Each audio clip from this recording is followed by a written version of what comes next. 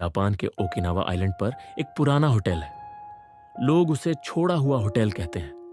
ना कोई बोर्ड, ना कोई नाम, और जो वहां जाता है वह वापस आकर ज्यादा बात नहीं करता। यह कहानी है आरव और नेहा की। दोनों इंडिया से जापान ट्रिप पर गए थे। उसका ट्रिप सिंपल था, फोटोज, फूड, बीचेस, लेकिन एक जगह ने उनकी पूरी जिंदगी बदल दी। आरव को अबैंडन्ड प्लेसेस एक्सप्लोर करना बहुत पसंद था। यूट्यूब पर वीडियोस देखता, फोटोज लेता, थ्रिल एंजॉय करता। नेहा को इन सब में ज्यादा इंटरेस्ट नहीं था, लेकिन उसने सोचा एक बार देख लेते हैं। लोकल टैक्सी ड्राइवर ने वार्निंग दी। उसने कहा, वहां मत जाना, वह जगह ठीक नहीं है। आरव हंसा और बोला, सिर्फ यह एक पुरानी बिल्डिंग ही तो है। टैक्सी ड्राइवर ने सीधा जवाब दिया, बिल्डिंग पुरानी है, लेकिन वहां जो रहता है वो पुराना नहीं है। नेहा को थोड़ा अजीब लगा, लेकिन आरव ने इसे इग्नोर कर दिया। शाम होने वाली थी जब वे होटल के पास पहुंचे। जंगल के बीच, टूटा हुआ होटल, खिड़कियों में अंधेरा, हवा में अजीब सी स्मेल। होटल का गेट टूटा हुआ था और अंदर बिल्कुल शांत था। आरव ने कैमरा ऑन किया और रिकॉर्डिंग करने लगा। नेहा ने डरते हुए धीरे से बोली, जल्दी देख कर निकलते हैं। अंदर फ्लोर पर मिट्टी, टूटे ग्लास और पुराना फर्नीचर पड़ा था। हर कदम पर आवाज गूंज रही थी। फिर उन्होंने देखा, वॉल पर कुछ लिखा था, जापानीज में, और नीचे इंग्लिश में भी एक लाइन था, don't stay after sunset. Neha ने तुरंत कहा, आरव बस चलते हैं। आरव ने फिर इग्नोर किया। रिलैक्स, लोग बस डराने के लिए लिखते हैं। जब वे सेकंड फ्लोर पर पहुंचे, तभी पहली बार आवाज आई। कोई धीरे धीरे चल रहा था, किसी के फुटस्टेप्स, लेकिन सिर्फ एक पैर की। आरव ने कैमरा उस दिशा में घुमाया, लेकिन वहां कोई नहीं था। फिर अचानक उनके पीछे से हवा का तेज झोंका आया। होटल में कोई विंडो ओपन नहीं थी। नेहा का हाथ ठंडा पड़ गया। तुमने महसूस किया? आरव ने जवाब नहीं दिया। एक रूम का डोर आधा खुला था, अंदर पूरा अंधेरा। आरव ने कैमरा का लाइट ऑन किया।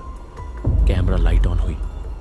रूम खाली था, लेकिन फ्लोर पर एक पुरानी व्हीलचेयर रखी थी और वह धीरे धीरे हिल रही थी, जैसे किसी ने अब भी अभी छोड़ा हो। नेहा ने फुसफुसाकर कहा, यहां कोई है। तभी रूम का डोर अपने आप बंद हो गया। कैमरा आरव के हाथ से नीचे गिर गया। कमरे में अंधेरा फैल गया। आरव ने कैमरा उठाया और लाइट उस कोने में डाली। वहां कोई नहीं था, लेकिन फ्लोर पर गीले फुटप्रिंट्स थे, सिर्फ एक पैर के, और वे फुटप्रिंट्स उनकी तरफ आ रहे थे। आरव ने किसी तरह से दरवाजा खोला। दोनों बिना पीछे देखे भागे। स्टेयर्स उतरते वक्त नेहा ने एक बार पीछे देखा और वहीं उसका दिल दहल उठा। बाद में उसने आरव को बताया, स्टेयर्स के ऊपर एक शैडो खड़ी थी, सीधी, बिना हिले, और उसका एक ही पैर था। दोनों बाहर भागकर रोड तक पहुंचे। टैक्सी ड्राइवर वहीं खड़ा था। उसने बस एक बात पूछी, तुम लोग सनसेट के बाद अंदर क्यों गए? आरव चुप रहा। ड्राइवर ने उसे बताया कि वहां एक आदमी कंस्ट्रक्शन एक्सीडेंट में मरा था। लोग कहते हैं कि वे अभी भी गेस्ट ढूंढता है। ट्रिप के बाद सब नॉर्मल हो गया, लेकिन कुछ हफ्तों बाद नेहा ने एक मैसेज भेजा। उसने लिखा, कल रात से फुटस्टेप्स सुनाई दे रहे हैं। आरव ने कॉल किया। नेहा ने फोन उठाया, लेकिन कुछ नहीं बोली। सिर्फ एक आवाज आई, जैसे कोई एक पैर से चल रहा हो। तभी उसका कॉल डिस्कनेक्ट हो गया। उसके बाद नेहा ने कभी फोन नहीं उठाया। आरव आज भी ट्रैवल वीडियोस बनाता है, लेकिन एक जगह का वीडियो उसने कभी अपलोड नहीं किया। उसके कैमरा में लास्ट क्लिप अभी भी सेव्ड है। एक डार्क रूम और कैमरा के बिल्कुल पास एक गीला फुटप्रिंट, सिर्फ एक पैर का। अगर कभी जापान जाओ और जंगल के बीच कोई छोड़ा हुआ होटल दिखे तो अंदर मत जाना, क्योंकि कुछ जगहें बंद होने के बाद भी गेस्ट का इंतजार करती रहती है। 45 का था। जगह नोएडा सेक्टर 62।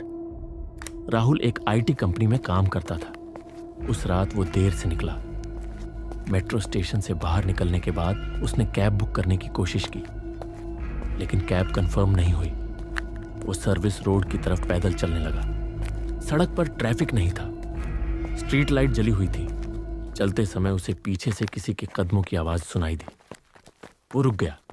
पीछे देखा तो वहां एक आदमी खड़ा था, काले कपड़े, सिर थोड़ा झुका हुआ।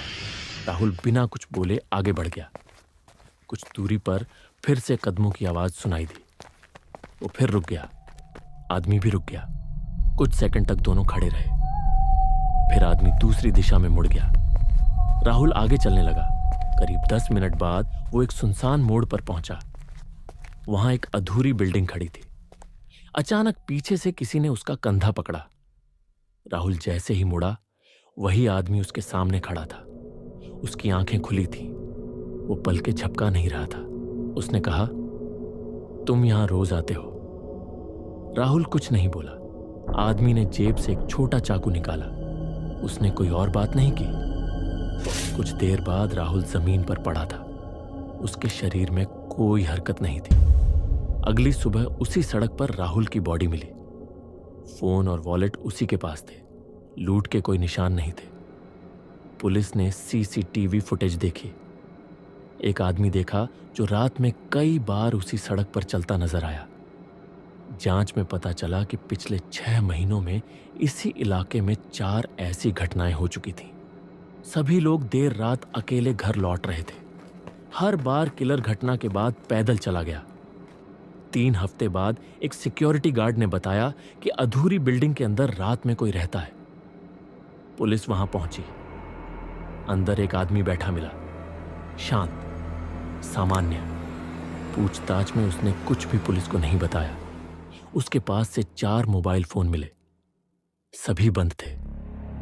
इलाके के लोग कहते हैं कि उस सड़क पर आज भी रात में कदमों की आवाज सुनाई देती है। पीछे मुड़कर देखने पर वहां कोई नहीं होता। फाइल अब भी ओपन है। रात के ठीक 12:47 बज रहे थे। नोएडा सेक्टर 62 की एक ऊंची इमारत में अयान अपने लैपटॉप के सामने बैठा था। ऑफिस का काम कर रहा था। चाय ठंडी हो चुकी थी और बाहर हल्की हल्की बारिश गिर रही थी। तभी दरवाजे पर खटखट का आवाज आया। अयान ने घड़ी की ओर देखा। इस वक्त कौन आ सकता है? दरवाजे के पीछे से एक पतली सी आवाज आई, भैया, फोन की बैटरी खत्म हो गई है। मम्मी नीचे कार में इंतजार कर रही हैं। अयान ने पीप होल से झांका। 2 बच्चे, एक लड़का, एक लड़की, स्कूल की वर्दी में, बारिश से भीगे हुए थे। सब कुछ सामान्य लग रहा था, सिवाय एक बात के, उनकी आंखें। उनमें सफेद हिस्सा था ही नहीं, पूरी की पूरी काली। अयान का गला सूख गया। दिमाग बोला, डर मत, बच्चे हैं। लेकिन शरीर अपने आप पीछे हट गया। लड़के ने फिर कहा, दरवाजा खोलिए भैया, बिना इजाजत हम अंदर नहीं आ सकते। अयान ने कांपती आवाज में पूछा, तुम्हारी मम्मी किस गाड़ी में है? लड़की ने ऊपर की ओर देखा, मुस्कुराई, पर उस मुस्कान में कोई इमोशन नहीं थी। बच्चे ने कहा, बस नीचे ही हैं। लिफ्ट की लाइट फ्लाइकर होने लगी। पूरे फ्लोर में अजीब सी ठंड फैल गई। अयान ने धीरे से कहा, मैं सिक्योरिटी गार्ड को बुला लेता हूं। इतना सुनते ही दोनों बच्चों के चेहरे बदल गए। आवाज एकदम सपाट हो गई, कृपया भैया, हमें अंदर आने दीजिए। उनकी काली आंखें और गहरी लगने लगीं, जैसे रोशनी को निगल रही हो। अयान ने झट से दरवाजा बंद करके कुंडी लगा दी। दिल जोर जोर से धड़क रहा था। बाहर कोई आवाज नहीं, ना कदमों की आहट, ना लिफ्ट की, सिर्फ सन्नाटा। सुबह गार्ड से पूछा, सीसीटीवी चेक हुआ। रात 12:47 पर कॉरिडोर में कोई बच्चा नहीं था। कहते हैं काली आंखों वाले बच्चे सिर्फ एक चीज चाहते हैं, आपकी अनुमति। और जो दरवाजा खोल देता है उसके बाद अंदर का दरवाजा कभी बंद नहीं होता। डाउ हिल पश्चिम बंगाल के कुर्सियोंग इलाके में एक जंगल है। इसी जंगल के बीचों बीच एक पुराना स्कूल और कुछ खाली क्वार्टर बने हुए हैं। दिन में यह जगह सामान्य रहती थी। शाम के बाद लोग यहां ज्यादा देर नहीं रुकते। यह घटना कुछ साल पहले की है। रोहित को नई और कम जानी जगहों की रिकॉर्डिंग करना पसंद था। कुर्सियोंग आने पर उसे डाउ हिल के बारे में बताया गया। स्थानीय लोग साथ चलने को तैयार नहीं थे। शाम होते ही रोहित अकेला जंगल की तरफ गया। वो हाथों में कैमरा लेकर रिकॉर्डिंग शुरू कर देता है। जंगल के अंदर रास्ता साफ था। पेड़ पौधे सब कुछ सामान्य थे। आसपास कोई दिखाई नहीं दे रहा था। थोड़ी दूर चलने के बाद उसे किसी के पैरों की आवाज सुनाई दी। आवाज उसके पीछे से आ रही थी। रोहित ने मुड़कर देखा, लेकिन वहां कोई नहीं था। वह आगे बढ़ गया। कुछ कदम चलने के बाद वही आवाज फिर से सुनाई दी। इस बार आवाज थोड़ा करीब से आ रहा था। रोहित ने चलना बंद किया। कुछ पल के लिए पूरा जंगल शांत था। थोड़ी दूरी पर रास्ते के आखिर में एक लड़का खड़ा दिखाई दिया। उसने स्कूल की वर्दी पहनी हुई थी। चेहरा साफ नहीं दिख रहा था। रोहित ने आवाज दी, लेकिन सामने से कोई जवाब नहीं आया। लड़का धीरे धीरे जंगल की तरफ चला गया। रोहित उसके पीछे गया।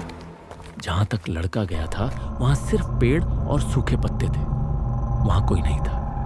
वह झाड़ियों में भी देखा, कोई भी नहीं था। कैमरा चालू था। वापस लौटते समय फिर पैरों की आवाजें सुनाई दी। इस बार आवाज अलग तरह की, जैसे कोई ठीक से चल नहीं पा रहा हो। रोहित ने पीछे देखा, लेकिन वहां कोई नहीं था। जंगल से बाहर निकलते हुए उसकी नजर स्कूल की पुरानी इमारत पर पड़ी। इमारत के पास एक आकृति खड़ी थी। उस आकृति का सिर दिखाई नहीं दे रहा था। रोहित ने कैमरा झूम किया, लेकिन तस्वीर बार बार धुंधली हो रही थी। कुछ ही पलों में वह आकृति पेड़ों के बीच चली गई। इसके बाद रोहित सीधे जंगल से बाहर आ गया। शाम को उसने पास की चाय की दुकान पर यह बात बताई। वहां मौजूद लोगों ने कहा कि इस जंगल में पहले भी ऐसी बातें सुनी गई हैं। कई लोग पैरों की आवाज और बिना सिर वाली आकृति देखने का दावा करते हैं। अगले दिन रोहित ने वीडियो देखा। वीडियो देखते ही रोहित का दिल जोरों से धड़कने लगा। वीडियो में वही बच्चा उसके आगे चल रहा था, लेकिन उस बच्चा का सिर गायब था। रोहित ने वह रिकॉर्डिंग कभी किसी को नहीं दी। उसके बाद वह दोबारा डाउ हिल नहीं गया। आज भी डाउ हिल दिन में सामान्य रहता है। शाम के बाद जंगल और स्कूल का इलाका खाली हो जाता है। स्थानीय लोग कहते हैं यहां कुछ दिखाई नहीं देता, लेकिन कई बार लोगों ने एक बच्चे को बिना सिर का देखा है। आपको क्या लगता है? कहानी शुरू होती है रोहित मल्होत्रा से। 26 साल का एक सिक्योरिटी गार्ड जो साउथ दिल्ली के एक बड़े शॉपिंग मॉल में नाइट शिफ्ट करता है। 24 दिसंबर, क्रिसमस ईव। मॉल बंद हो चुका था। हर जगह लाल और हरी लाइटों का जादू था। सिर्फ एक कोने में एक आर्टिफिशियल क्रिसमस ट्री जगमगा रहा था। रोहित ने खुद से कहा, बस एक रात और, कल बोनस मिल जाएगा। लेकिन तभी मॉल के बाहर कांच के दरवाजे के पास कोई खड़ा था। एक आदमी लाल सांता सूट में, हाथ में घंटी, जिसे वो धीरे धीरे बजा रहा था। सर, मॉल बंद हो गया है, रोहित ने इंटरकॉम पर कहा। पर सांता ने बस हल्की सी मुस्कान दी और दरवाजे के पास लिखा नॉटी और नाइस। रोहित का दिल जोर से धड़कने लगा। उसने तुरंत सीसीटीवी मॉनिटर चेक किया। कैमरा 3 पर सिर्फ रेड स्क्रीन और स्टैटिक था। तभी उसके फोन पर मैसेज आया, You've been naughty, Rohit. Message अनजान नंबर से था और नीचे लगी थी एक तस्वीर। उसी क्रिसमस ट्री के सामने उसकी मां की पुरानी फोटो। वो मां जो 10 साल पहले क्रिसमस की रात को मर्डर कर दी गई थी। उस केस को कभी सुलझाया नहीं गया और उस रात भी घर के बाहर एक सैंटा सूट मिला था। रोहित के हाथ कांपने लगे। वो गार्ड रूम से टॉर्च उठाकर नीचे बेसमेंट की तरफ गया। जहां मॉल का पुराना स्टोर रूम था। स्टोर रूम में एक पुराना सेंटा मैनेकिन रखा था, लेकिन आज वो वहां नहीं था। फर्श पर कुछ लाल धब्बे थे, जैसे पेंट हो। पर जब रोहित ने टॉर्च पास की, वो पेंट नहीं, खून था। दीवार पर लिखा था, मैरी क्रिसमस रोहित।